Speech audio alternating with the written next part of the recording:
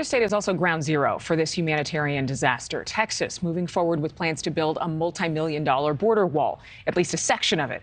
Those who live in the community of Rio Bravo say not so fast. It sits right along the Rio Grande. Of course, famously, it separates the U.S. from Mexico. It's the crossing area for a lot of these immigrants that we're seeing come into the country illegally.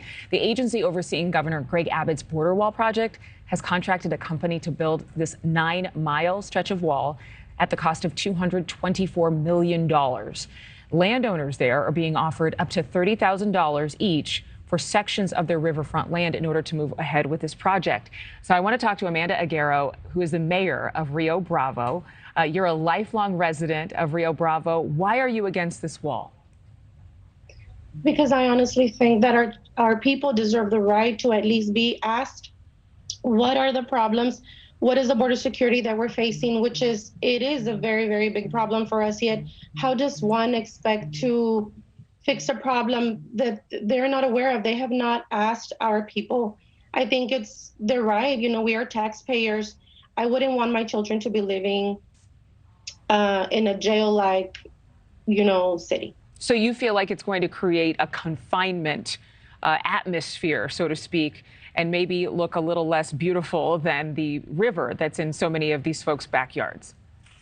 Of course, we do have people that enjoy the river. Not only are our residents concerned about their property values, and they're concerned as of why they want answers. And they come to me and, with their God-given right, they come to me, they knock on our door at City Hall and they say, why is this happening? When were you informed? Why are we not being asked if we want this in our city? Yet it's sad that I can't even answer those questions because we were not asked. We were not, they never sat down with us and said, hey, Ms. Aguero, what are the border security issues that your residents are facing? What is happening? How can we help you? This is, $361 million for 16 miles from Webb County and Zapata counties. It's a crazy amount of money. Now, mind you, companies like Fisher were awarded this contract. These are very sketchy tracks because they have faced fines and prison time for things like fraud and corruption because they have not been able to produce. So how are we awarding these people this contract? You're concerned about the contractors, but I want to know, how concerned are Rio Bravo residents about illegal drugs coming into their community, about illegal immigration, about protection from criminals who might be crossing over? Very, very. That is a very big problem in our city. Yet I do think that with this amount of money that is being, that there's other ways that they can help our residents or our city. What ways could they stop some of the activity that some of your residents are really concerned about? Higher law enforcement, have more law enforcement, more police, more security, more cameras. I'm sure that would help. I am more than sure that a wall is not going to fix this because if I'm not mistaken, the wall is not going to be, it's going to have gaps. They will go around the gaps and they will get in eventually. So what is the purpose of this wall? I just feel that our residents deserve for somebody to come and speak to them and ask them, would you like to live in a city like that? How can we help you? What are other areas that we can assist your city?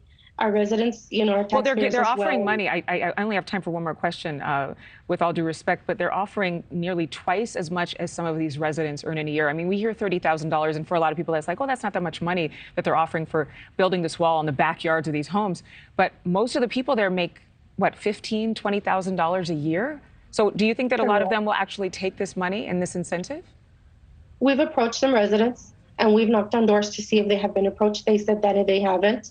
But if that were the case, that they would not do it only because they said, yes, it's a lot of money, but they wouldn't want their children to be living in a jail type of city. That's how they project this issue. All right. Mayor Aguero, thank you very much for joining us and for your perspective this morning. Have a wonderful morning. You too. Thank you for watching. Go to newsnationnow.com to find NewsNation on your television provider. And don't forget to click the red subscribe button below to get more of NewsNation's fact-driven, unbiased coverage.